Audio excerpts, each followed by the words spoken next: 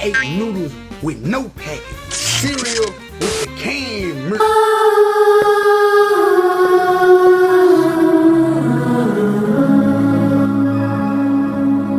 Dear Michael. And don't write the song. Don't write anything. Let the song create itself. All right. Rule number 1, don't write things down. Let the strings tell you what to do, where they should come. Let the piano tell you what chords to hit. Let the fills, let the bass tell you what it should be doing. Everything. Let it create itself. Let it form. Let it do what it wants to do. Don't force upon the song. Let the song force upon you. For rule 1, channeling the muse. This is the very first rule. This is why a lot of times it's against the rules to write. I don't like to write music either. Every time I try to write anything, I always feel I'm blocked in some sort of, like, you know what I mean? Like a blockage. I can't do nothing. He's perfectly correct about this. Don't write anything down. You kind of have to, when you're in the studio and you're listening to the music and you're feeling the music and it's going through your body and it's gyrating you and you feel, oh my goodness, the music is gyrating me. I feel so good. Oh, yo. Yeah, then you'll realize, oh yeah, this is what I need to say, and it's just going to come out to you. But you almost have to take it on like some sort of, demonic possession. I say that, with a grain of salt. Take that with a grain of salt. Obviously, we don't like shaitan around here. What I meant was, a song creates itself. I'm just the source through which it comes. It all creates itself. When a song comes to me, I'm hearing the strings, I'm hearing the bass, I'm hearing the drums, I'm hearing everything comes as a package. It's like catching a leaf that falls from a tree. It's the most spiritual, beautiful thing that can ever happen. And sometimes I just get on my knees and I pray to God out of thankfulness that it happened. There it is, yo. And the second rule, he's being thankful to the Creator. Thankful for what the Creator gave him, and then asking the Creator for more. You guys, these are simple rules niggas just apply to their lives. You know what I mean? It came to me, and that's what I'm saying. Let it create itself, because it's trying to create itself. Like I said before, I'm just the source through which they come, and it's a beautiful thing. It's very spiritual. It's like standing under a tree and letting a leaf fall and trying to catch it. It's that beautiful. And what I do is it comes into my head. I could be walking along, on a road, or I could be sitting on a bench at Disneyland or something, eating peanuts. And there it is, it's in my head, or I could be in the shower. Or I can wake up, like when I wrote We Are the World. And there the song is. It's right in my head. See, he allowed himself to be so connected to that form of himself that the universe had no other choice but to divulge and give him exactly what he was looking for. Because he was so connected to it. He was so sure. He was so certain that if he let the music play through him, as opposed to trying to force the music to happen, it would be success. This is what it goes to show you, the idea of working tumultuously trying to achieve something versus just letting things happen and letting things be as they may. I always find that you always end up getting more out of just letting things happen than by trying to force things. And that's been a big issue in my own life personally, is trying to make everything just like, oh, this has to work out. It's like, whoa, bro, chill out, dude. You're forcing it. And the universe doesn't like that. The universe likes ease, right? Once you relinquish the importance of something, you allow excessive potential energy to release, and then it leaves the room for the universe to bring what you want towards you. Listen, I know it might sound esoteric, but there was only 3 key things to life: vibration, frequency, and the other one. Entire composition, Energy, vibration, and frequency, my bad. How it happened. Rock, the pop, the folk, the gospel, the spiritual, just wonderful music. When I'm working, though, I don't think I'm influenced by a lot of the music today. I pretty much create what I think is in my heart. It's very original. I try to be as original as possible. I don't say, okay, I'm going to make this a great R&B song or a great pop. I just want to make a great song.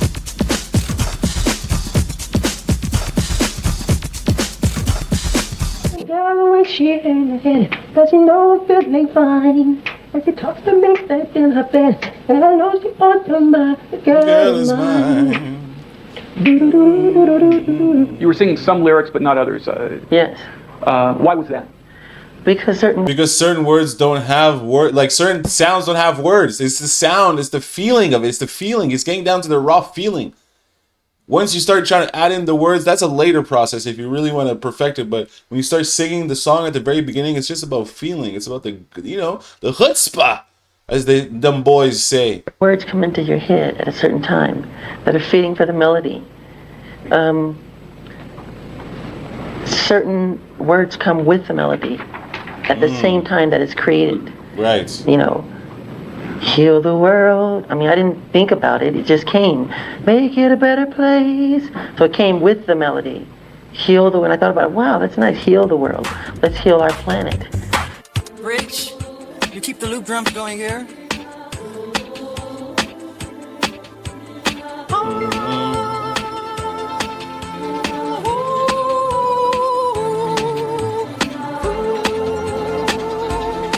What's the bridge of a song? What is a bridge? Yeah. A bridge, what a bridge is to take you from A to B.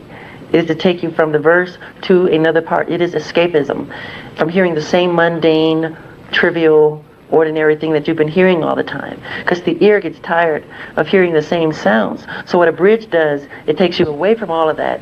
And then when it finally comes back to what you were doing before, it's stronger. Right, which is exactly why when they do a key in a bridge, usually what you'll have is a key change. The song will change keys, so you'll go from B to A. Mind you, I'm not the best when it comes to chords and understanding them, but I do understand that it changes keys.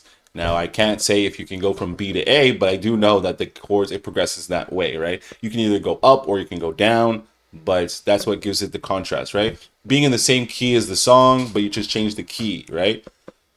Right, like the song structure has what, 7 chords, or the 7 chords in it, or 7 letters that make up the key, the chord progression, and then you can change one of the keys amongst that. It's math. I hope I explained it properly, right? You have your 7 chords, you can change the one of the keys and the 7 chords to change the key of the song to give it contrast. That's why we do bridges, and that's why a lot of times in pop music, especially the Backstreet Boys and Max Martin productions, it's always a key change. Anyway, sorry for nerding out on you guys. It's much stronger. Does the girl, I'm sorry, finish your. It has a much stronger effect. Does the song The Girl Is Mine have a bridge? Yes, it does. Could you sing that for us?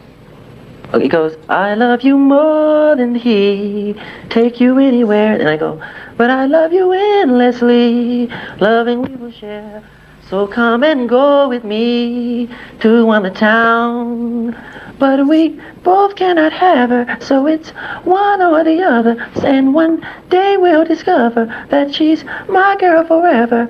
Don't build your hopes to be let down, cause I really... You know the crazy part? The crazy part is if you called Michael out for that little segment there where he was... I wouldn't say it was out of key, but hey, you're not hitting the notes, fam. He might still be, actually. I might be a hater. But if you had called Mike out for that, he would have redone that whole thing. Perfect pitch. He's just a perfectionist like that, bro. He's petty like that. Feel it's time that she tell you I'm the one for her. That type of thing. You were making some sounds with your mouth. What was the purpose of that? The sounds are the rhythms that I make. I wrote a song on the Dangerous album called Who Is It? And what I do is I go to a tape recorder and I put down the sounds the way I'm hearing it in my head. And I'm hearing the bass, I'm hearing the percussion, I'm hearing the drums, and the Who Is It? Like it goes bum, bum, bum, bum,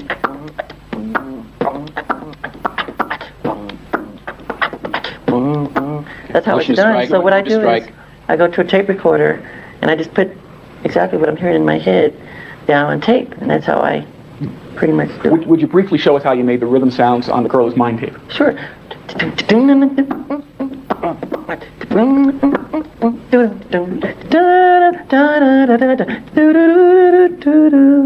that.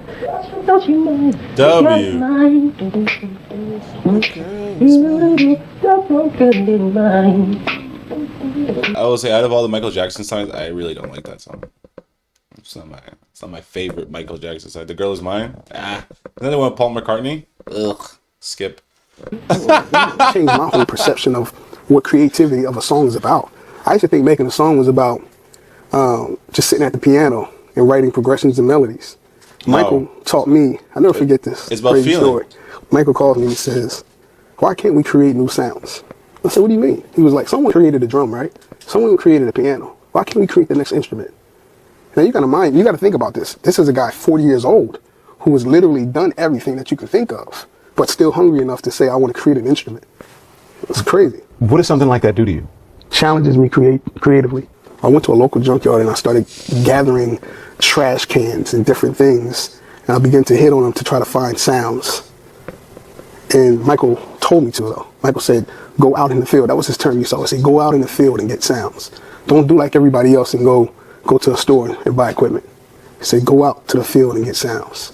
So I went out in the field and got sounds. I like to take sounds and put them on the microscope and just talk about how we want to manipulate the character of. In songwriting, you should go from the verse to the chorus. And when the chorus comes, it should be like a flower blossoming in your face. So to build that and to make that happen, you have to add in other sounds to make it refreshing and wonderful.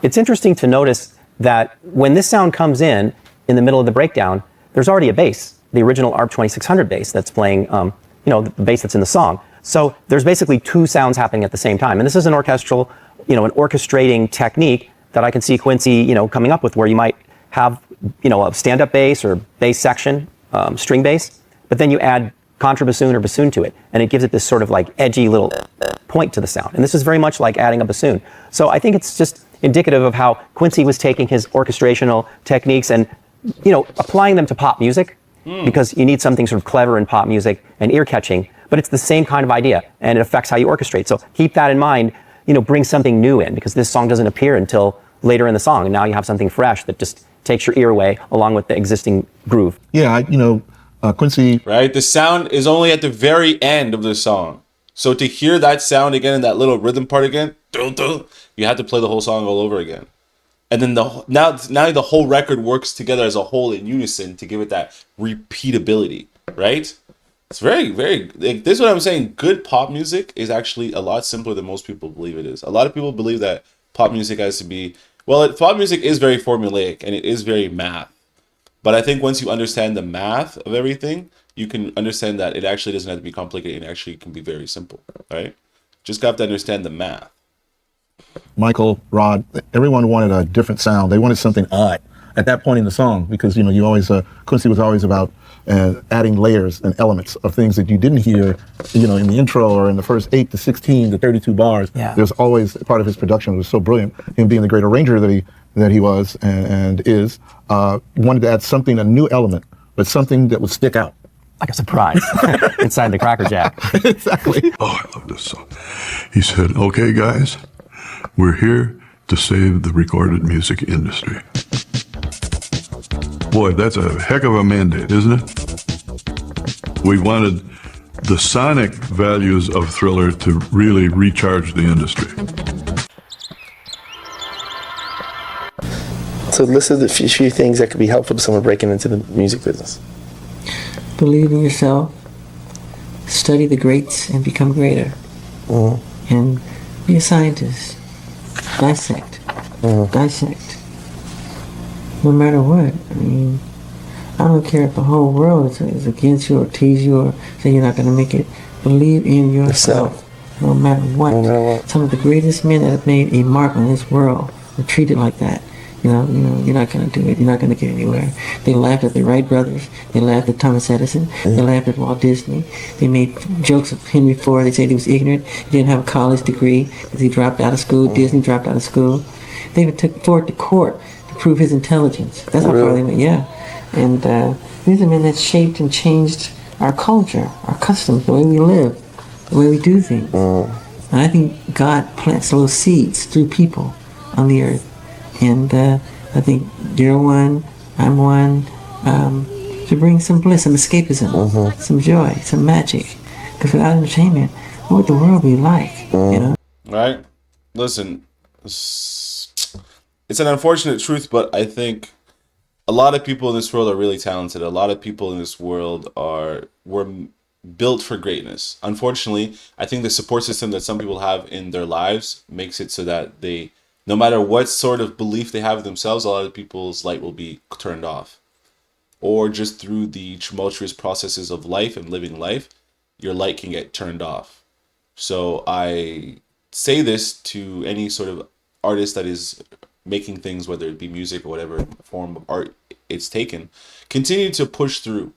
It might seem very daunting at the moment. You might seem by yourself, but like you said, God always brings people into your life that are supposed to help you on your mission, whatever the case might be. So pay attention to those people and have those people in your life readily available when things get difficult, so then they are there as your support system. Because sometimes it's difficult to go through life by oneself, taking on that beating, you know? Sometimes it's okay to just give somebody a call and just work through those issues that you have with them. Maybe it's other artists that you're working with, but keep in mind that sometimes other artists that we want to work with can also be jealous of our success. All right, guys, I will catch you in the next video. They're here somewhere. Click it. Continue going, you know?